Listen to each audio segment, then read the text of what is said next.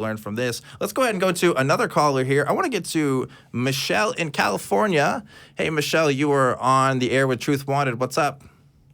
Hi. Thanks for taking my call. Of course. It's cool that there's another show like this. Yes. I'm all about it. So All right. I'm glad I found you guys. Yeah, And yes. It's also cool that V is it V or Vi? V, hello. V. I watched your interview with Matt Dillahunty, and Oh, yay. it's actually great because your background is kind of right up along the lines of what I'm interested in talking about. Okay. So, sorry, I'm a little anxious. I'm like, this is a really cool platform, and I'm just glad that I have the opportunity to call in and talk about stuff like this. Absolutely. And I just want to thank you again for taking the time out of your day to call this show and watch it. It means the world to me that you're here with us. So, yeah, please take your time. Awesome. Well, so I wanted to call in today and talk about faith a little bit because I've been watching a couple of the shows for a while now. And one of the things that I think could maybe help when you're talking to theists, because I'm not a theist, I'm an atheist. And sometimes Matt Dillahunty will get kind of hot and heavy about the use of the word faith. And to someone who comes from a faith background, it might come across as, thou dost protest too much. As far as Matt gets hot and heavy about a lot of things, but that's a side note. Yeah, no, I know, and it's like a firebrand. I'm all about it. I love Matt Dillahunty. Yeah.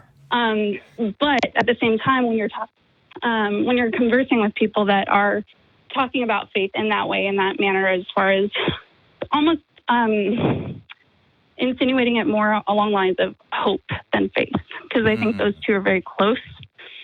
But having faith means the condition that there's no evidence to back up the hope that you have for the way that you believe life should be or you want it to be.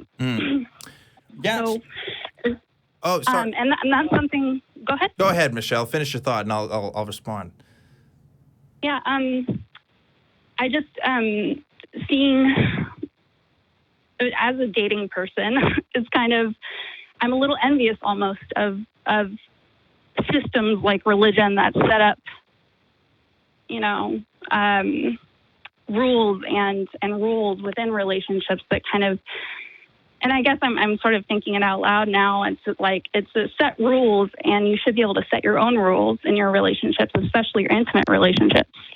But I was just kind of toying around with that idea as far as belonging and how that's kind of it's a basic human need to feel that you belong somewhere, that you belong with a group of people or with another individual on a platonic or romantic basis. Belonging is a very, very core need that humans have, and employing faith in order to sort of justify actions, whether or not it's, staying together through a rough patch in a marriage or a relationship, or, just something like that. Yeah. Does that make sense? Yeah, I think we definitely have some thoughts on this. I think the first thing I would say, and I want to hear V's thoughts as well, is just when we use the word faith, there's definitely certain contexts of which, we could talk about that word. I've talked to apologists who say that faith is the knowledge of God that we have. Right. So people, and the way I grew up using the word faith, I would describe it as a trust.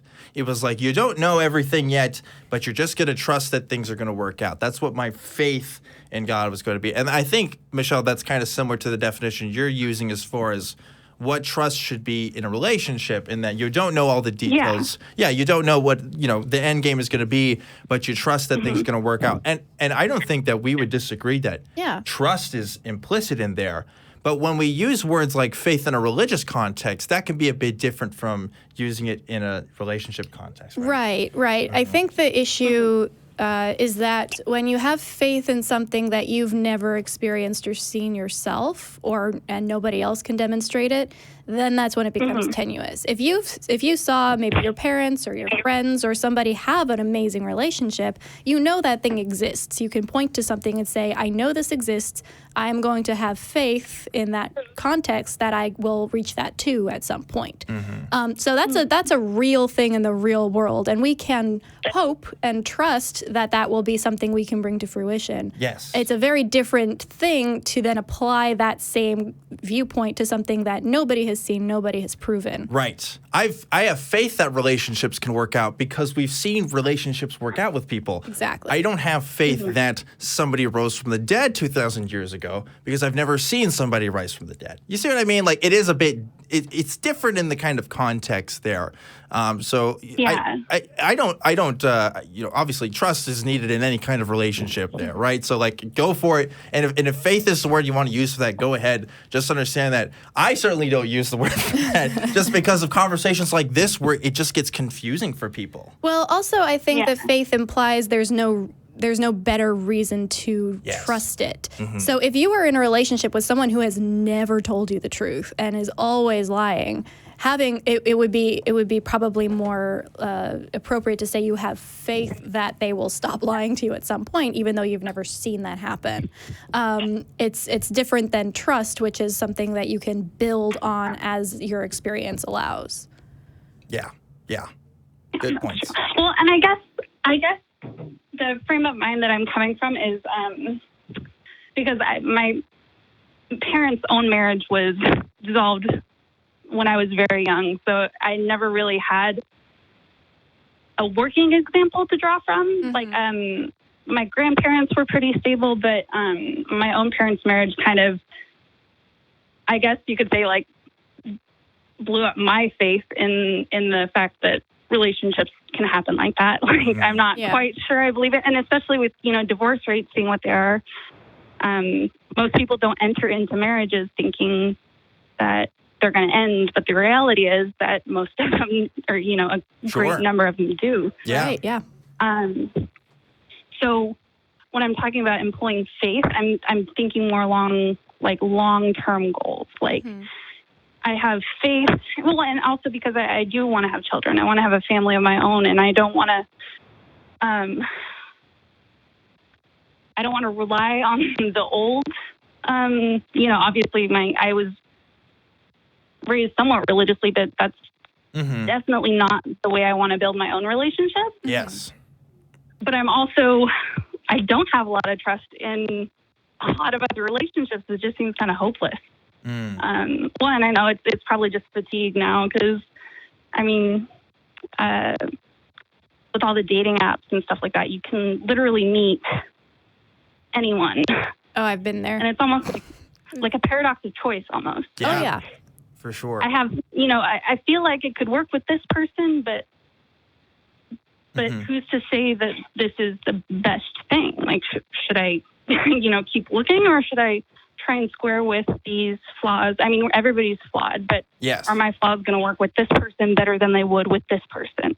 Right. Or like, and just kind of like trying to take all that in stride and not apply the idea of like, 50 years from now, I want to have faith that I'm still with this person, or I want to trust that I'm still with this person. Well, I think a key difference and something we've been kind of harping on is, as opposed to a religious faith, in a relationship faith, and we'll use that word, there are still signs you can look out for. There are still signs to know whether or not a relationship is working, what kind of direction the relationship is going. Whether or not your relationship is going to work out 6 years from now is not arbitrary. It is based on interactions that you have with people, red flags that people can point out, or even your own self-growth and change over time can be affected. So, there's definitely tangible signs you can point to. Sometimes they're not always clear, right? And that's why humans are really messy at their relationships, but there's still stuff you can look to, even if it is all in retrospect, or even if it is coming from a third party and not necessarily your own. Right.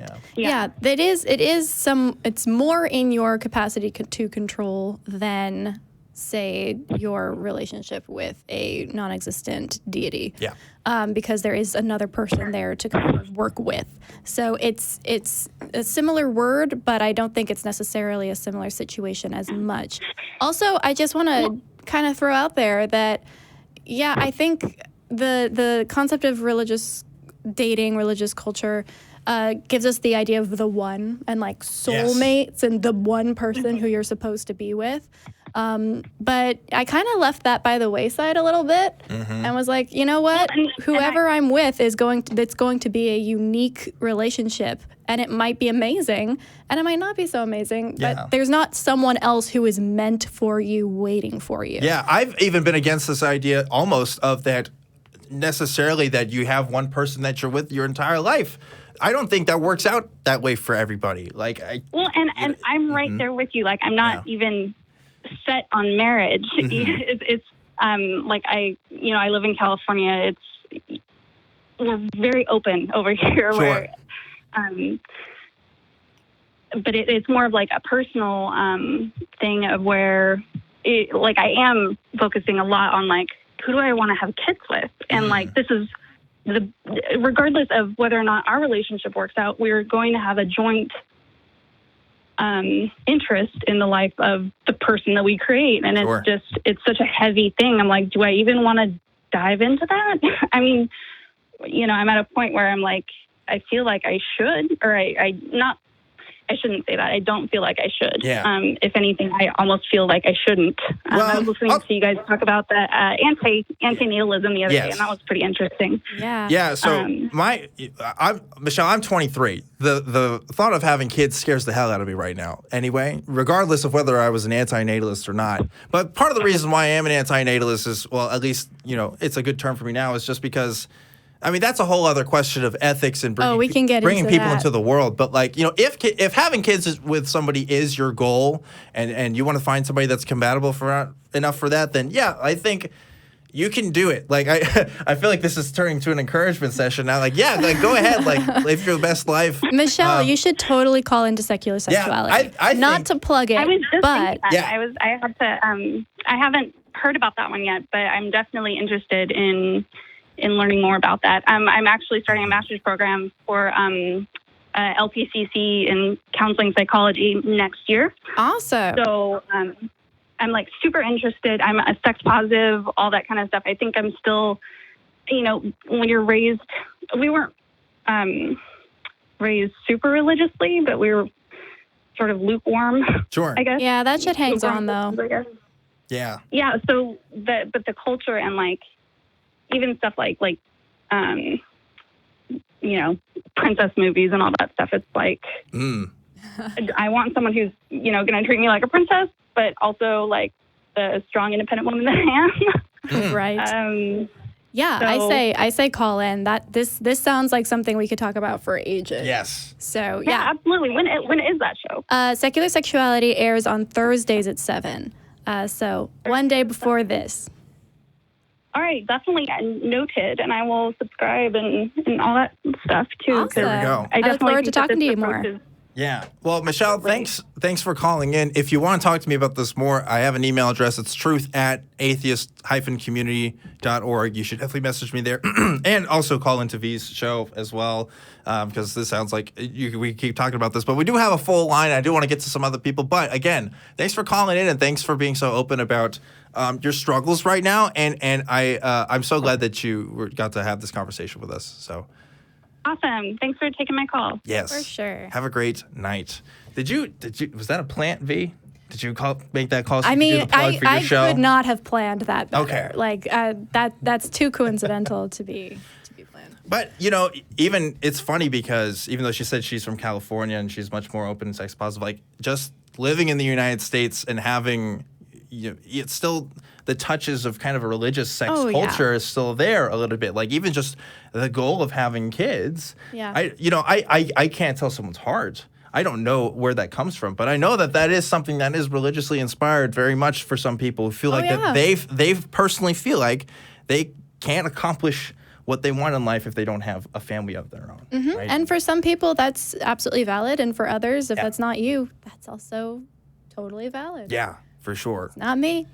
I just wish people explored that more because I feel like I've met people in my life where they seriously they regret having kids. It's like a really and you can't sad, talk about that to anyone because then you sound like a terrible person. Right. But it's a thing. Yeah, and obviously they love their kids and they want what's best for them, but they do wish that they had planned their life out a bit differently. And so good on Michelle for thinking about this so much and absolutely. actually putting that thought in, because I feel like a lot of people just assume it's the thing to do. Yeah. And then whoops, like. Yeah. It's, and then they figure out it's not for them. And, we should have you on secular sexuality. Hey, I'm down. Thursday night, I could probably make it.